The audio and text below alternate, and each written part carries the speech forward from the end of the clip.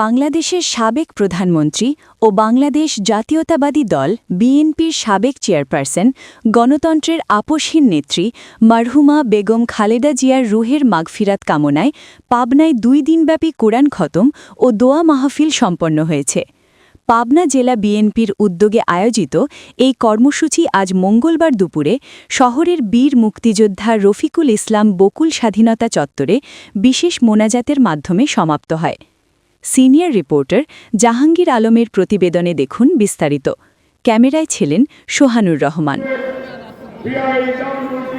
সোমবার সকালে পবিত্র কুরআন খতমের মধ্য দিয়ে এই কর্মসূচি শুরু হয়। জেলা বিএনপির বিভিন্ন পর্যায়ের নেতাকর্মী এবং স্থানীয় ওলামা মাশায়েখরা এতে অংশ নেন। টানা 2 দিন কুরআন তেলাওয়াত শেষে মঙ্গলবার সমাপনী দিবসে এক সংক্ষিপ্ত আলোচনা সভা ও বিশেষ মোনাজাতের আয়োজন করা হয়। অনুষ্ঠানে প্রধান অতিথি হিসেবে উপস্থিত ছিলেন পাবনা 5 সদর আসনে বিএনপি মনোনীত সংসদ সদস্য প্রার্থী এবং সাবেক চেয়ারপারসনের বিশেষ সহকারী অ্যাডভোকেট শামসুর রহমান শিমুল বিশ্বাস। তিনি তার বক্তব্যে বলেন, বেগম খালেদা জিয়া ছিলেন এদেশের গণতন্ত্রের অতন্ত্র প্রহরী। তার মৃত্যুতে দেশপ্রেমিক প্রতিটি মানুষের হৃদয়ে যে ক্ষতের সৃষ্টি হয়েছে তা কখনো পূরণ হবার নয়। আমরা আজ তার বিদেহী আত্মার শান্তি কামনায় সমবেত হয়েছি।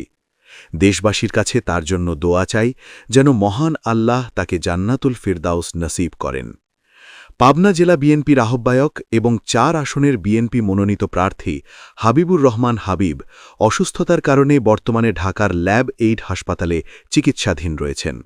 শারীরিক অনুপস্থিতি সত্ত্বেও তিনি হাসপাতাল থেকে ফোনের মাধ্যমে ভার্চুয়ালি এই মাহফিলে যুক্ত হন এবং মরহুমার বিদেহী আত্মার মাগফিরাত কামনা করেন।